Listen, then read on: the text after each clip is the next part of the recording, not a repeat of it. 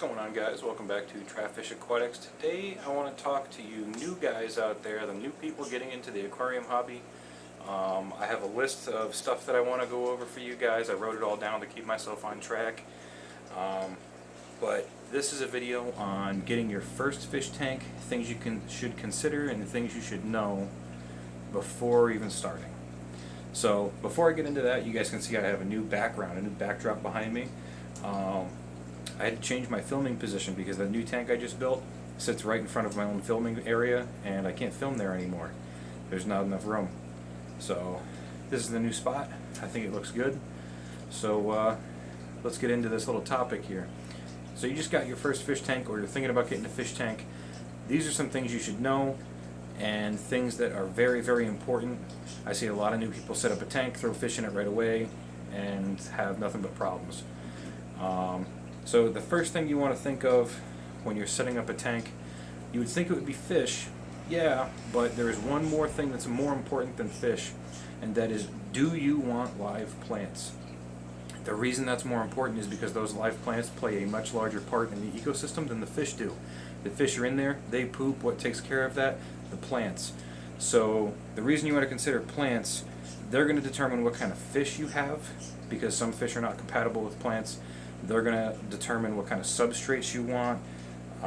They're going to determine if you're going to be fertilizing those plants or if you're going to rely on the substrate. And they're going to determine your lighting. Alright, so those are big parts of having an aquarium that those plants are going to determine, not necessarily just your fish. The other option, aside from live plants, is fake plants. Now, fake plants, way less maintenance. Throw some gravel in there, throw some fake plants in there, lighting doesn't matter, whatever looks good. And you can set up your tank. This tank here behind me is fake plants.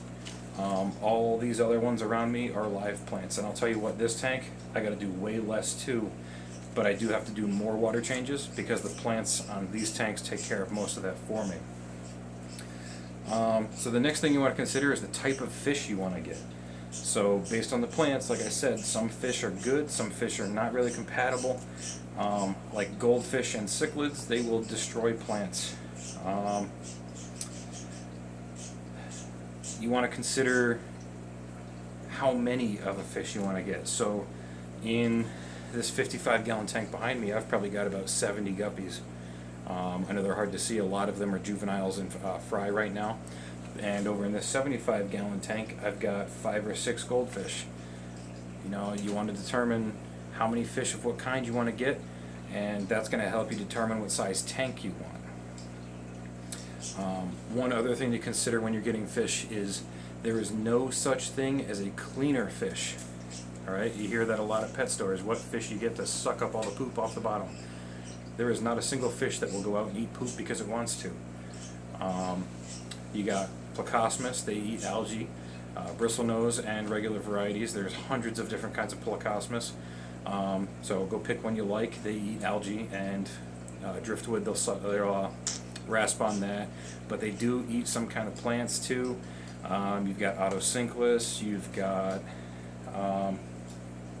different kinds of shrimp and stuff that'll be a cleaner crew for you, but there is no actual cleaner fish that eats poop. That's a very large misconception. So just be aware of that when you're looking into getting your fish. So the next thing, tank size. Don't go out and buy a 10-gallon tank and decide that you want like an Oscar. Alright, you want to match your fish that you've chosen to the tank size that they need. A larger tank usually means less maintenance, so I do a lot more maintenance on this 5-gallon tank than I do on this 75-gallon tank, just because the volume of water is much, much larger. It can handle a larger bioload as opposed to this little 5-gallon tank right here. Keep the future in mind, right? So you went out and you bought yourself 2 fancy goldfish, you got them in a 29-gallon tank because you read up, and you know that's okay as long as you do your maintenance. But to be better prepared for the future when those goldfish get bigger, because you go to the store and you buy a fancy Oranda goldfish that's 2 inches long, well, what they don't tell you is they can get 10 inches long, and in a 29-gallon, sure you could do it, but would you really be better off with like a 40 breeder? So my suggestion is figure out what size tank you want with what fish you want and buy one size larger. You know, buy the next tank up. So if you want a 29, get a 40. If you want a 40, get like a 55 or a 75, something like that. But always buy one size larger than you think you need. That way you're ready for the future. The next thing is you want to get a stand that will support the weight of your tank. You don't want your tank overhanging off the edge. You don't want to put it on a cheap Walmart or IKEA stand that you put together yourself. You don't want that. You want to either build something, you know, take one of my videos and build a stand off of that, make sure it's quality, or go out and buy a stand specifically for that tank. Do not risk it. I've seen many tanks and stands collapse. You don't want to deal with 45 gallons of water on the floor, let alone 125 gallons or anything like that. If you spilled a cup of water on the floor, you know what a mess that makes, and that's only 16 ounces of water. You know, imagine 20 gallons or more. So that's tank size. Make sure you get the next size up, get a good stand. Substrate. Now this is back to live plants again.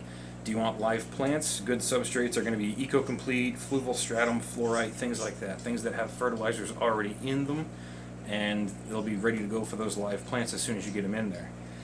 You can also do inert substrates for fake plants. You can do like black diamond blasting sand. I got a video on that. I love it. All these tanks back here have black diamond blasting sand. You can grow plants in it as long as you use fertilizers. It's excellent. You can use pool filter sand. That's what I have up here. This is pool filter sand. You can grow some plants in that. I prefer to do like Java ferns and anubiases, just because sometimes with sand it compacts and, you know, suffocates those roots out. So those plants aren't ones that you plant in the sand. They kind of stay above, mounted to driftwood or rocks, and they're good to go for that. Now, gravel. You can use gravel for live plants.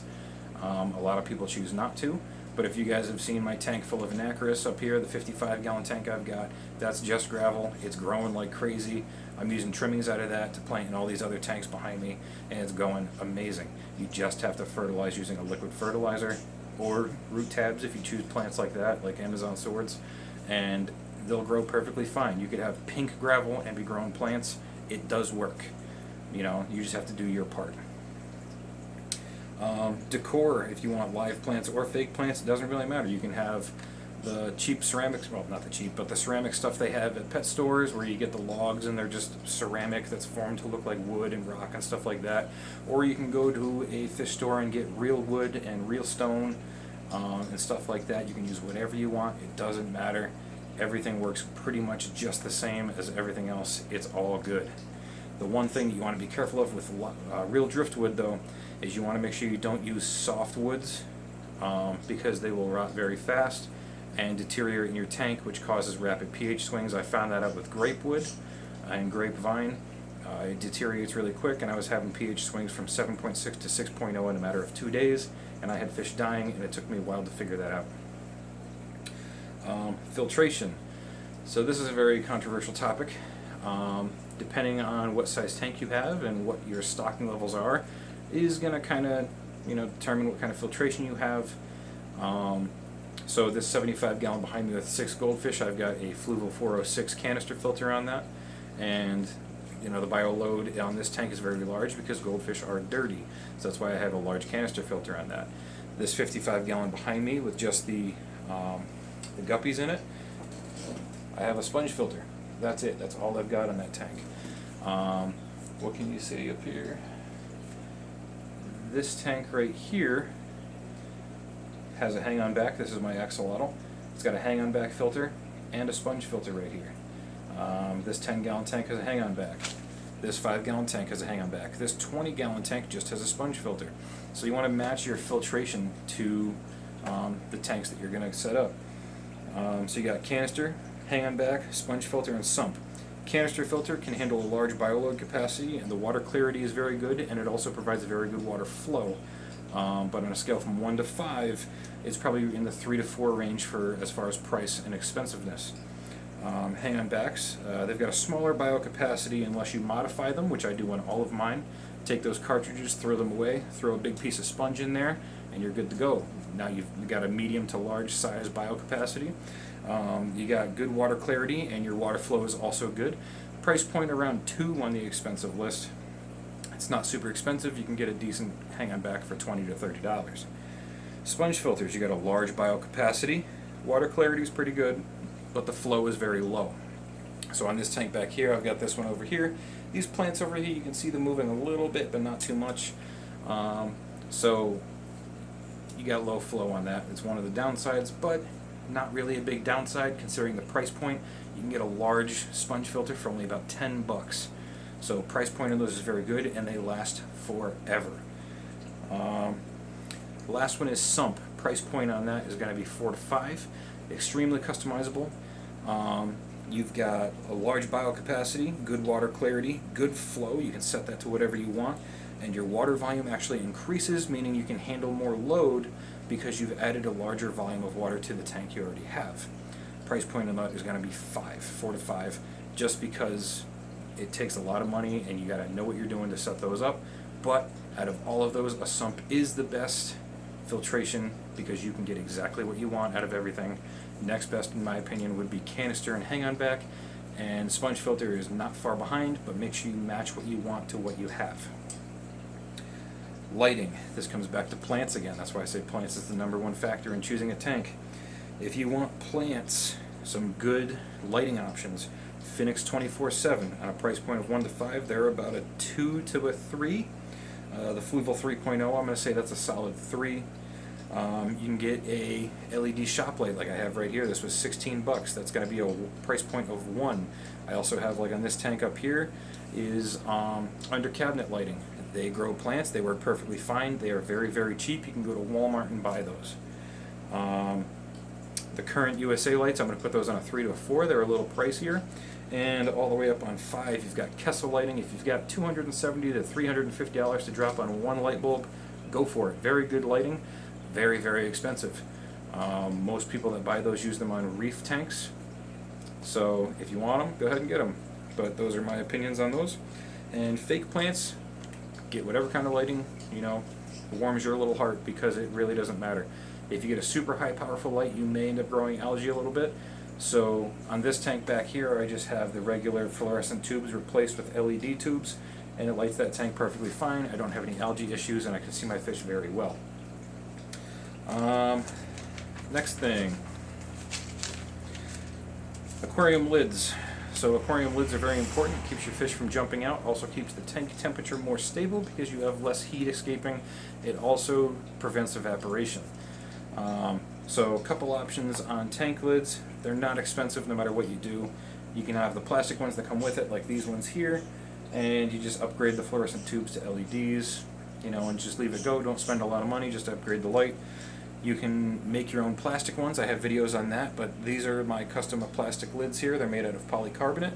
They're not very expensive, about 15 bucks a side. And if you go buy glass ones, they leave a gap on the back about 2-3 inches. They're about 15 bucks too, work just as good. I prefer my plastic ones because they seal the entire tank off and makes it much, much easier for me to regulate tank temperature and everything else. Prevents evaporation, and I can maintain that tank a little easier. Heaters. Heaters are a big topic among aquarists, and basic rule of thumb, 5 watts per gallon to get you a maximum of 10 degrees over ambient room temperature. So my room is 70 degrees. I want to heat these tanks up to 80, 5 watts per gallon. So for a 10 gallon you want a 50 watt, for a 20 gallon you want 100, for a 40 gallon you want 200, 55 gallon 300 watts, 75 gallon you want 2 200 watt heaters, 90 gallon you want 2 300 watt heaters, and pretty much anything 100 gallons and more you want 3 300 watt heaters. If you start getting into the huge tank sizes, I would recommend a hot tub heater. They're 1500 watts, and set them up in line to your sump, because you're going to have a sump on something that large. Just set it up in line on your return line. It just screws right in with the PVC and you're good to go. 1500 watts. That'll heat pretty much anything you got. So that's pretty much it on components for the tank. Make sure you pick out the stuff you want, know what you're doing before you set it up. And the #1 proponent to all of this is knowing the nitrogen cycle. Check out my video on the nitrogen cycle. If you don't know it, that is the #1 thing when you start off that is going to frustrate you and you're going to wonder why your fish are dying, and you're going to wonder why your tank is cloudy, and you're taking your tank and you're putting it into the bathtub and scrubbing it. Don't do that. That kills all the bacteria. You start all over. Trust me. Check out my video on the nitrogen cycle. It's going to help you guys out so much. And the last thing that new aquarists need to know is to quarantine your fish. Every fish seller, every local fish store gets their fish from somewhere that just throws their fish in a tank. It's going to be a wholesaler. They're going to throw their fish in a tank from wherever they get them. They're going to have multiple different sources of fish coming in, and all those fish are going to go into one tank. If one of those fish has ick, now all those fish has ick. You may not see it right away. They sell it to a fish store. You might buy it the same day they get there. You can't see the ick. You get home, you put it in your tank, and now all your fish have ick. Make sure you get your fish. You quarantine them as soon as you get them. I use erythromycin for bacterial and fungal infections. I use General Cure for internal parasites and external parasites, and I use ICX for ick. If you use those 3 medications, you are not going to have any problems. Quarantine your fish. Make sure that they're good before you go putting them into your main display tank or into any tank at all. It's going to make sure that all your fish stay healthy and everything survives and lives long, happy lives. So that's pretty much it for this video, guys. If you're thinking about going to get a tank, make sure you check out my other videos on how to build things, build your stands, make aquarium lids, black diamond blasting sand as your substrate. Check out my video on filtration. Check out all my other stuff. It'll really help you guys get your tank set up and get you going. And that's it for this video, guys. So if you like my content, go ahead and click that subscribe button right there. And if you want to check out some more of my stuff, feel free to click either of these links right here to go watch other videos that I've made. And until next time, I will see you guys in the next video.